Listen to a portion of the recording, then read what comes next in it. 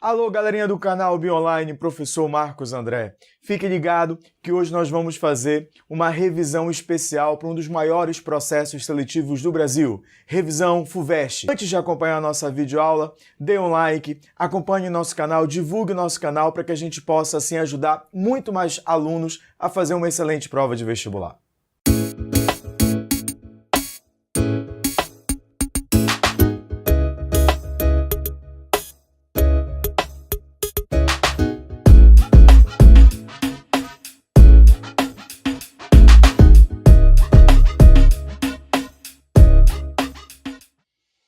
Alô, galerinha do canal Bionline. Hoje nós vamos trabalhar um pouquinho uma revisão importantíssima para você que vai fazer a prova da FUVEST. Isso mesmo, um dos maiores vestibulares do Brasil, e nós do Bionline vamos trabalhar durante essa semana algumas videoaulas que serão fundamentais para que você possa fazer uma excelente prova, caso esse seja o seu objetivo. Então vamos aqui acompanhar a ideia, pessoal, é só. Acompanha aí na imagem a primeira questão, vamos lá. A primeira questão diz assim: nas figuras abaixo estão esquematizadas células animais imersas em soluções salinas de concentrações diferentes. O sentido das setas indica o movimento de água para dentro ou para fora das células, e a espessura das setas indica o volume relativo de água que atravessa a membrana celular. A ordem correta das figuras, de acordo com a concentração crescente das soluções em que as células estão imersas é. Então fiquem atentos que a gente precisa aqui trabalhar algumas situações que são importantes. Vejam só, aqui a gente tem a ideia de que ele está trabalhando qual é a imagem, qual é a figura que representa a concentração crescente das soluções em que as células estão imersas. E aí você percebe que eu tenho a quantidade de água relativa em função da espessura, né? Então, o que a gente pode observar? Que aqui a quantidade de água que entra é proporcional à quantidade de água que sai. Na figura 2, a quantidade de água que sai é significativamente maior que a que entra. E ao número 3 é o inverso. A quantidade de água que entra é significativamente maior do que a quantidade de água que sai. Agora olha para mim, pessoal. É fundamental nessa questão, para que você possa resolvê-la, que você entenda e relembre os conceitos de transporte através da membrana, especialmente osmose. Bem, transporte através da membrana pode ser de dois tipos, o ativo e o passivo. O transporte ativo é aquele que serve para manter a diferença de concentração, e ele é sempre feito contra o gradiente de concentração, onde a substância vai se movimentar do meio menos concentrado para o meio mais concentrado, como exemplo a bomba de sódio e potássio. E nesse tipo de transporte, como ele é feito contra o gradiente, haverá o consumo de energia na forma de ATP. O transporte passivo, por sua vez, ele é feito a favor do gradiente, e essa substância vai se movimentar do meio que ela está em maior quantidade para o meio que ela está em menor quantidade. A favor do gradiente, um movimento espontâneo, cujo objetivo é literalmente equilibrar, igualar as concentrações. Existem dois tipos de transporte passivo. O transporte passivo de soluto, que pode ser a difusão simples ou a difusão facilitada, e o transporte passivo de solvente, a água, que no caso seria a osmose. E é isso que a questão está retratando. Quando você fala em osmose, qual é a atenção redobrada que você tem que ter? Atenção, a água sempre vai se movimentar para o meio de maior concentração. A água sempre se movimenta para o meio hipertônico. A água se direciona para o ambiente que está a concentração maior de soluto.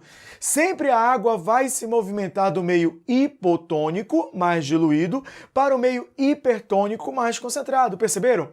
Então ele trouxe para vocês uma questão de osmose e trouxe figuras para que a gente possa entender em que solução essas hemácias se encontram. Então vamos lá para a imagem de novo? Galerinha, acompanha aí, ó. A quantidade de água que entra é igual à quantidade de água que sai. No número 2, a quantidade de água que sai é maior que a quantidade de água que entra. E no número 3, a maior quantidade de água está entrando.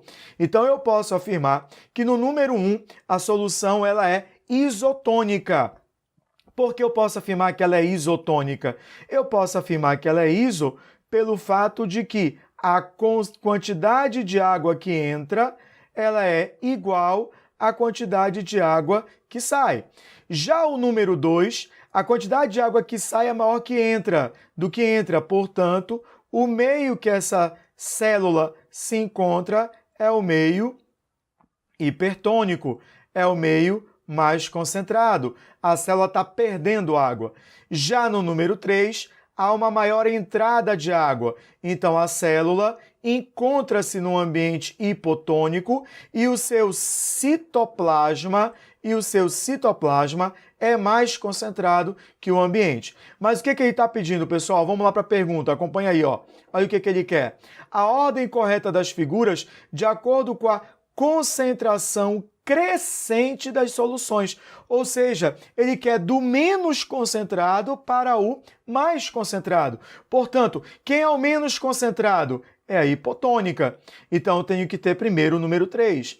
Depois, a isotônica. E, por último, a hipertônica, do meio menos concentrado para o meio mais concentrado. E aí a alternativa correta é a letra C. 3, 1, 2. Tudo bem? Dá uma olhadinha para mim agora. Fiquem atentos que transporte através da membrana sempre é muito cobrado. Agora, atenção, lembra que a membrana plasmática ela é do tipo semipermeável e ela é constituída basicamente por lipídios e proteínas. O principal tipo de lipídio que compõe a membrana celular é o fosfolipídio. As proteínas estão mergulhadas nessa camada fluida de fosfolipídios, essa bicamada de fosfolipídios. Por isso que você diz que o modelo de membrana plasmática é o modelo do mosaico fluido proposto por Singer e Nicholson em 1972. Deu de boa? Tranquilo? Então vamos para a próxima questão? Galerinha, continuando a nossa revisão para a FUVEST, vamos agora para a segunda questão. A segunda questão coloca a seguinte situação. Na gametogênese humana, olha para mim agora. Quando você trabalha com gametogênese humana, nada mais é do que um processo biológico responsável pela formação dos nossos gametas.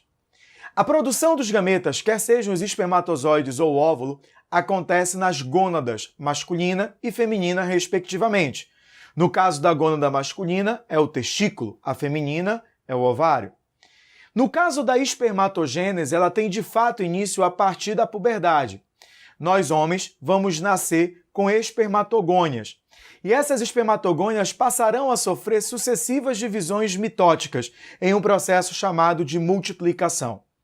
Cada espermatogônia vai crescer, dando origem ao que nós chamamos de espermatócito primário. E é justamente esta célula que vai sofrer meiose, originando espermatócito secundário, que por outro lado sofre meiose 2, formando as espermátides e que sofrerão diferenciação, dando origem aos espermatozoides. Atenção!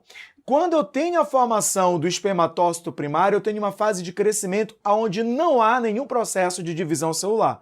A mesma coisa acontece quando eu trabalho com a espermiogênese ou diferenciação. As espermátides diferenciam-se em espermatozoides. Atenção agora para um detalhezinho. A formação dos gametas femininos acontece desde o desenvolvimento embrionário. As mulheres nascem com ovócitos primários, que eles vão sofrer um processo de amadurecimento. E esse amadurecimento se dá a partir da puberdade. Então todas as mulheres já nascem com os seus gametas previamente formados. O que elas fazem ao longo do ciclo menstrual nada mais é do que um amadurecimento dessas células. Sob efeito hormonal, fundamentalmente a partir da liberação do FSH, essa é a função do hormônio folículo estimulante, que é o hormônio hipofisário que atua no ovário e estimula a maturação dos folículos ovarianos. Na verdade, nesse caso, sai de ovócito primário até ovócito secundário, até em metáfase. E aí a mulher, sob efeito do LH e do FSH, ovula. E só finalizará a divisão meiótica dela caso aconteça o processo de fecundação. Só toma muito cuidado. Como envolve a meiose, eu tenho que ter a intérfase. Se eu tenho a intérfase, eu tenho a duplicação do DNA. Então, as ovogônias, ou por exemplo, as espermatogônias, têm 46 cromossomos e 46 moléculas de DNA, correto? Mas quando eu analiso o espermatócito primário, que vai sofrer a primeira divisão meiótica, tem 46 cromossomos, porém 92 moléculas de DNA, porque houve uma duplicação no período da intérfase.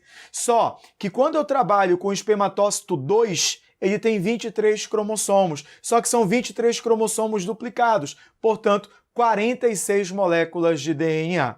Quando sofre a segunda divisão meiótica, terão 23 cromossomos, porém agora simples, caracterizando 23 cromossomos e 23 moléculas de DNA. Tudo bem? Toma muito cuidado. Na gametogênese masculino, 4 etapas. Na feminina, apenas 3 etapas. Vamos para a possibilidade de resposta agora? Acompanha aí, pessoal. Espermatócitos e ovócitos secundários formados no final da primeira divisão meiótica têm quantidade de DNA igual à das espermatogônias e ovogônias. Estas duas células são diploides, são 2N, então tem 46 cromossomos. Tudo bem? Espermatócito e ovócito secundário já são N, são haploides, 23, porém eles têm cromossomos duplicados, logo eles têm 46 moléculas de DNA. Então a quantidade de DNA é igual. Então a alternativa correta é a letra A. Olha a letra B. Espermátides haploides, perfeito, formada ao final da segunda divisão meiótica, sofrem divisão mitótica. Não há mais divisão aí, pessoal. Espermatogônias e ovogônias dividem-se por mitose e originam, respectivamente, espermatócitos e ovócitos primários? Não, por quê? Porque essas células são formadas por crescimento e não por processo mitótico. Ovogônia divide-se por mitose e origina ovócitos primários? Não, é uma fase de crescimento. Espermatócitos e ovócitos primários originam o mesmo número de gametas? Não, porque os espermatócitos originarão 4 e os ovócitos apenas um gameta, caso ocorra o processo de fecundação. Tudo bem? Então só toma cuidado aí, pessoal, dá uma olhadinha para mim. Só toma cuidado aí nesse detalhe, que é justamente a ideia de variação na quantidade de DNA ao longo do processo de gametogênese, ao longo da formação dos gametas na espécie humana. Tudo bem? Vamos para a terceira questão agora? Vamos lá? A energia entra na biosfera de forma majoritária pela fotossíntese. Por esse processo, dá uma olhada para mim. A fotossíntese é um processo fundamental porque ela vai ser responsável por capturar a energia luminosa por meio da participação da clorofila e essa energia luminosa vai ser convertida em energia química. Ao longo do processo fotossintético, o gás carbônico ele é fixado na produção da molécula de glicose. E aí tem um detalhezinho importante que muito aluno confunde. Muito aluno imagina que o processo fotossintético é a produção do gás oxigênio a partir do CO2. Está errado. O gás carbônico ele é fixado para a produção de matéria orgânica, para a produção de glicose. O gás oxigênio é liberado na fotossíntese? Ele é imprescindível? Mas ele não vem do CO2, ele vem do H2O. O processo fotossintético ele é dividido em 2 etapas, as etapas clara e escura. A etapa clara acontece lá no tilacoide, onde tem a clorofila, e a escura acontece no estroma. Toma muito cuidado que a organela responsável pelo processo fotossintético é o cloroplasto, e o cloroplasto também está associado a uma hipótese evolutiva denominada endossimbiose. Então esse açúcar, essa glicose, esse carboidrato vai ser repassado ao longo da cadeia alimentar e aí toma muito cuidado. O que acontece com a energia quando passa de nível trófico para o outro?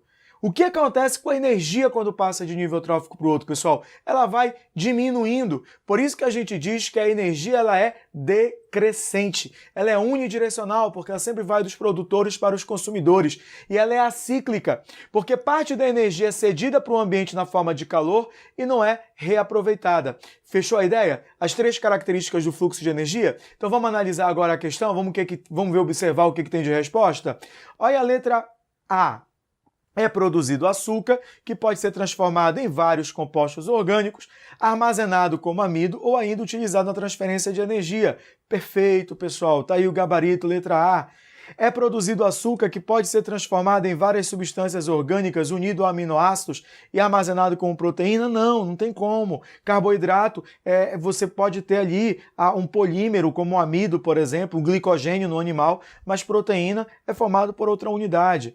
É produzido açúcar que pode ser transformado em substâncias catalisadoras de processos. Quem é a substância catalisadora é a enzima. A enzima é um tipo de proteína. É produzida energia que pode ser transformada em várias substâncias orgânicas? Nada a ver. ver. É produzida energia que pode ser transformada em substâncias catalisadoras de processos. Quem catalisa processos biológicos são enzimas e são proteínas. Tudo bem? Então dá uma olhadinha para mim. Uma questão super direta sobre transferência de energia ao longo da cadeia alimentar. Fiquem atentos, tá?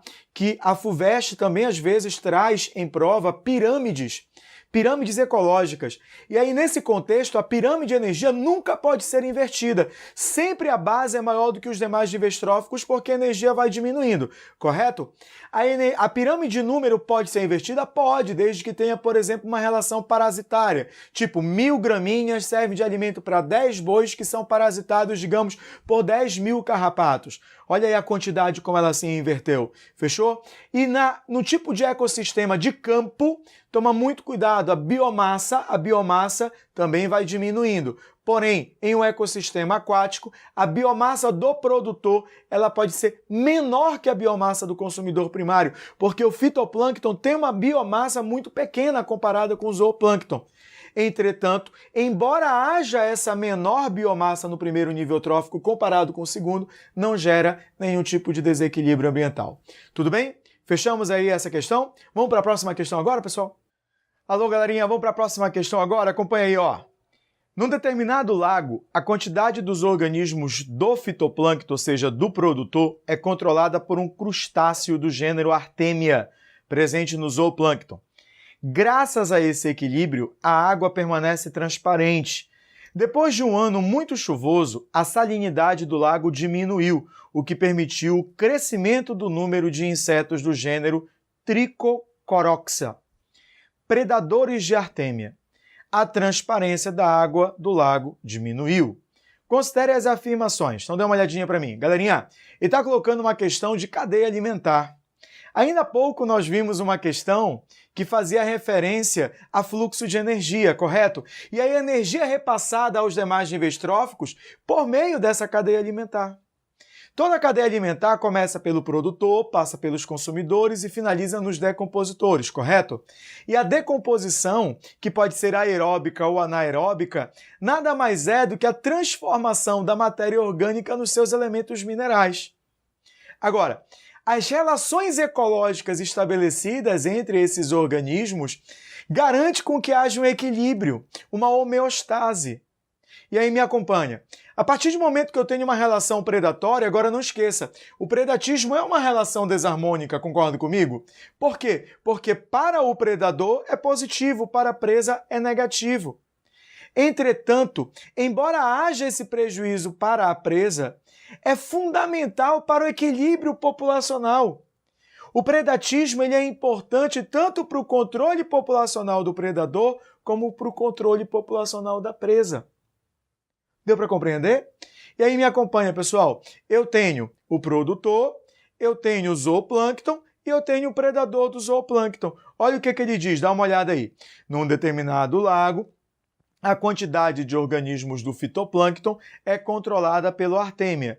Graças a esse equilíbrio, a água está transparente. Depois de um ano muito chuvoso, a salinidade do lago diminuiu, o que permitiu o crescimento do número de insetos predadores de Artemia. Então, olha para mim de novo. A partir do momento que aumenta esses insetos, diminui o Artemia. Se diminui o Artemia, aumenta o produtor. E o que aconteceu com a água? Ela ficou menos transparente. A transparência da água nada mais é do que a redução do número de produtores que era controlada pela população do microcrustáceo, pela população do Artemia. A partir de um momento em que aumenta o predador de Artemia, diminui a população desse zooplâncton, aumenta a população de produtores, a água ela não fica mais transparente. Vamos analisar agora as afirmativas? Primeira afirmativa diz assim: a predação provocou o aumento da população de produtores. Provocou, porque se aumentou o predador do Artemia, diminui, né, o número ou a população de Artemia e aumenta a população dos produtores. A predação provocou a diminuição da população de consumidores secundários. Não, porque esse inseto é o consumidor secundário, já que o Artemia é o consumidor primário. A predação provocou a diminuição da população de consumidores primários. Provocou. Então, as afirmativas corretas são 1 e 3. Tudo bem? Dá uma olhadinha para mim. É fundamental que você tome cuidado nesse contexto com a introdução de espécies exóticas. E essas espécies, elas podem proliferar de maneira descontrolada devido à ausência dos seus inimigos naturais. Quem são os inimigos naturais? Predadores, parasitas, competidores. Então, vejam só, por mais que essas relações sejam desarmônicas, elas são fundamentais para manter o equilíbrio populacional, concordam? Aí tem um detalhezinho fundamental. Filhos, acompanha aqui. As relações, elas são analisadas a nível individual, só que elas têm um impacto dentro de uma perspectiva populacional. Então, os processos seletivos, de uma forma geral, vêm trabalhando muito isso aí. Cuidado também para o desequilíbrio populacional e a utilização de controles biológicos. Então, geralmente é feito com a introdução de um predador, às vezes a introdução de um parasita e de um parasitoide para controlar a população de alguma espécie cuja densidade populacional esteja crescendo muito, ou seja, está ali acontecendo um desequilíbrio ambiental. Vamos para a próxima questão agora, pessoal? Vamos lá? No processo de síntese de certa proteína, os RNAs transportadores responsáveis pela adição dos aminoácidos serina, asparagina e glutamina a um segmento da cadeia polipeptídica tinham os anticódons UCA, UUA, GUC, respectivamente. No gene que codifica essa proteína, a sequência de bases correspondente a esse aminoácido é, olha para mim, pessoal, cuidado, pelo amor de Deus, cuidado, turma. Filhos, o cara está trabalhando com RNA transportador. Se ele está trabalhando com RNA transportador, ele está trabalhando com o anticódon, que é complementar ao códon, que é o RNA mensageiro, pessoal. O RNA mensageiro, aquela trinca do RNA mensageiro, é justamente as 3 letrinhas que você vai observar na tabela de código genético. O código genético, cobrado agora no Enem, nada mais é do que trincas de RNA mensageiros que determinam os aminoácidos que farão parte da proteína. Só que esse aminoácido é transportado de maneira específica pelo RNA de transferência, pelo RNA transportador. E esse RNA transportador tem sequências complementares ao RNA mensageiro. Então, no RNA mensageiro é o códon, no RNA transportador é o anticódon. E eu vou te dar uma dica importante, me acompanha. Galerinha, se o cara trouxer anticódon para pedir o gene, que é o DNA, o que você vai fazer? O que você vai fazer? Você vai pegar a letra U do anticódon e substituir por T. Simples. Pega o U do anticódon e substitui por T. Vamos lá para a questão. Olha lá. Olha o que eu tenho aqui, pessoal. Acompanha. Ó, eu tenho U, então vou substituir por T. CA. Então vamos ter aqui, ó, TCA. UUA. TTA. GUC. Então vai ficar GTC. Mas por que eu estou colocando a timina? Porque ele quer o quê, filhos? Gene.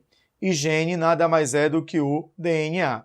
Não esqueça que nós temos que o DNA ele vai ser utilizado como molde para sintetizar o RNA mensageiro, que tem o códon, e o RNA mensageiro vai ser traduzido para a produção de uma proteína.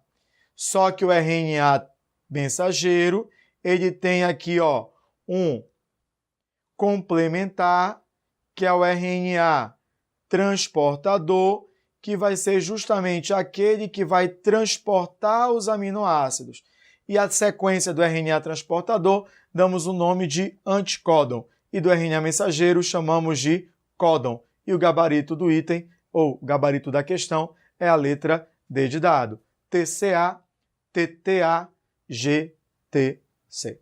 Tudo bem? Deu para fechar essa ideia aí? Agora cuidado, né, pessoal? Aminoácido forma proteína, nucleotídeo forma ácido nucleico. Quando trabalha com o nucleotídeo, vamos ficar atento ao nucleotídeo de DNA e de RNA.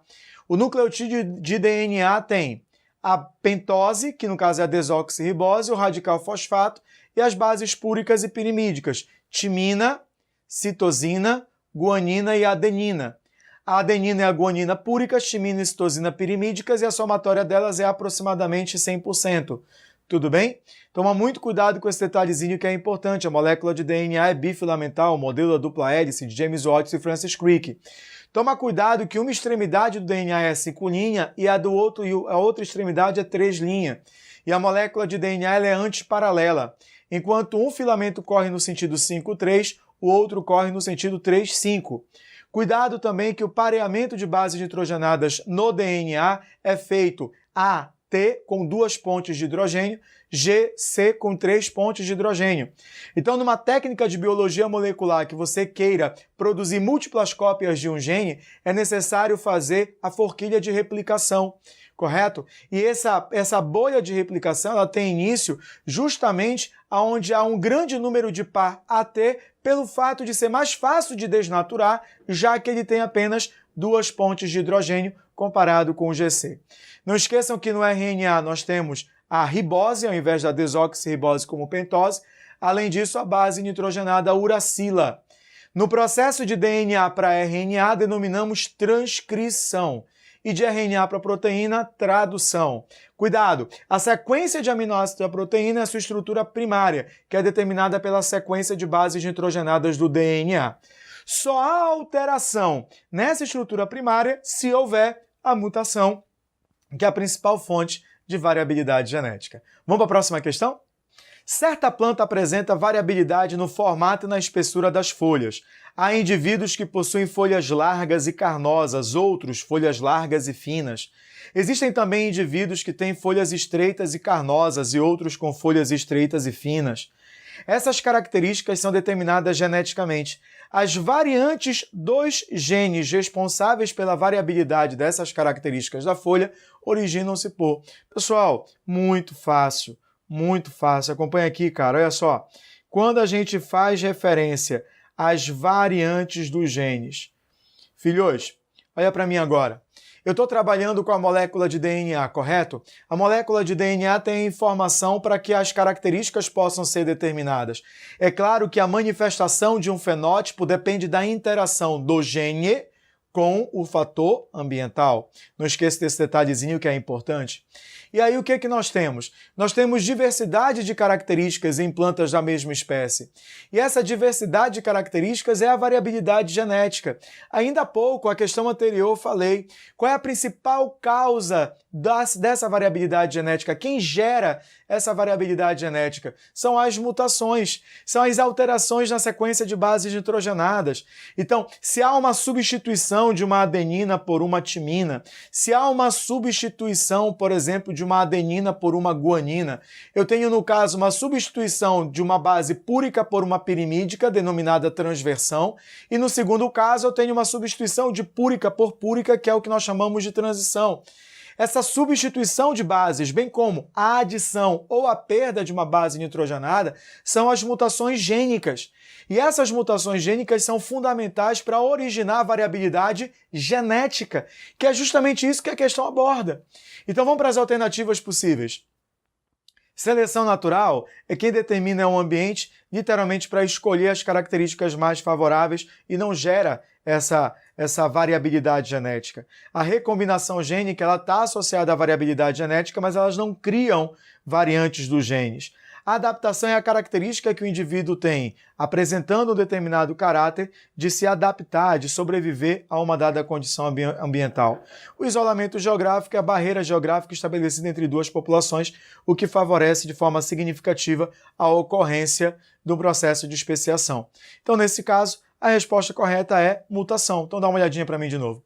Perceberam aí, no caso, que a FUVEST trouxe variabilidade genética no sentido de trazer vantagem adaptativa, mas ele não perguntava sobre seleção, correto? Ele perguntava justamente sobre o fator que gera essas variáveis gênicas.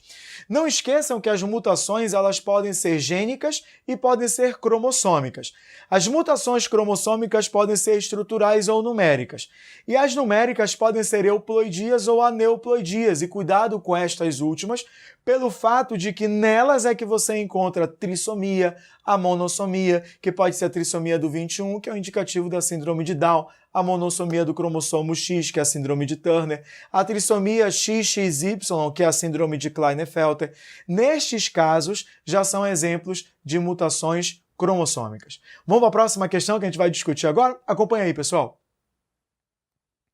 Existem vírus que, filhos, para mim, vírus, são celulares ou acelulares?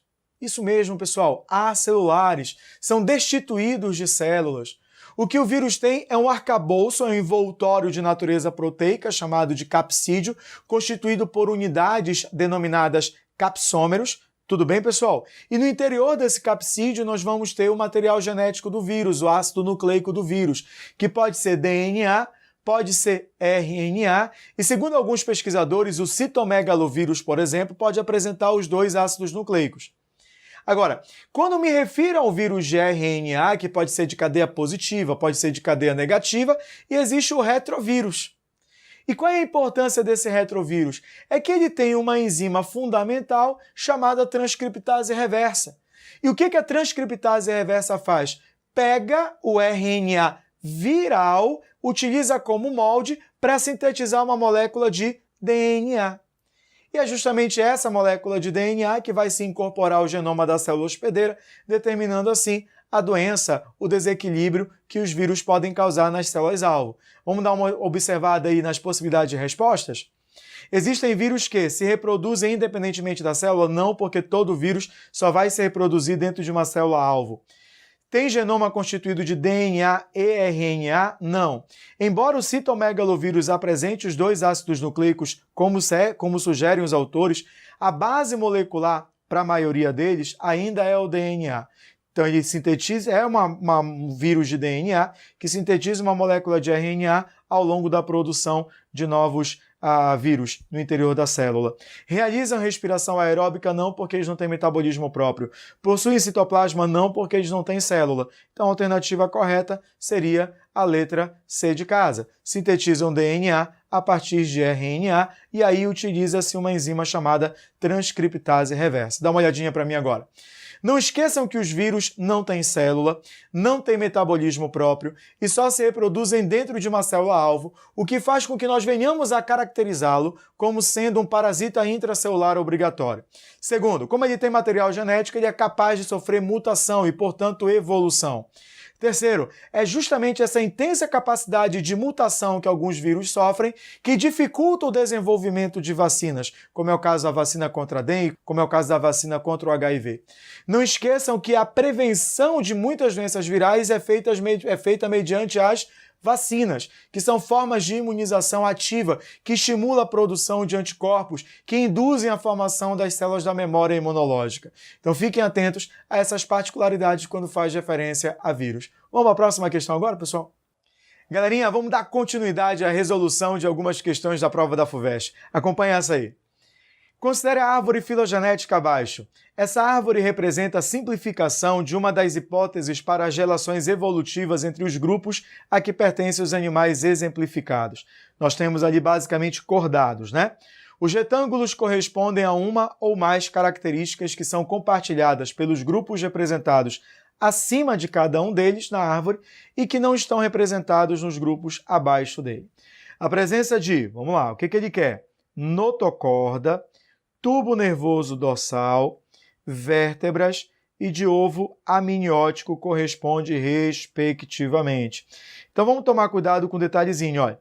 Eu tenho aqui, pessoal, o anfioxo.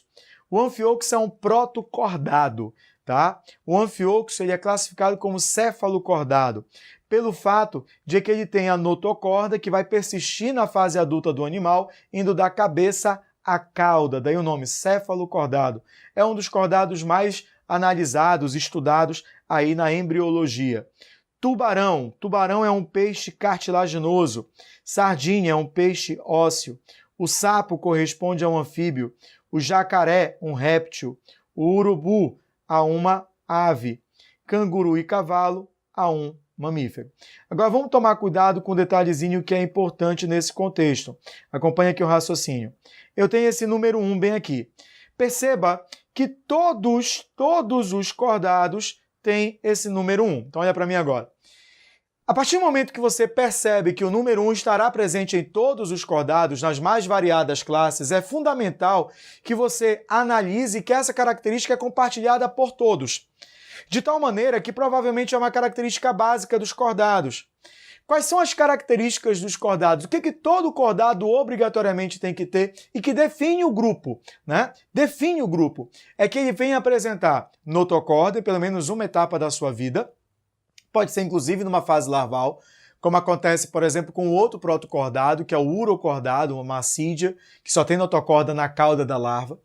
Tem que apresentar as fendas faringeanas, tem que apresentar a cauda pós-anal e o tubo neural com disposição dorsal. Essas são as características básicas que todo cordado terá.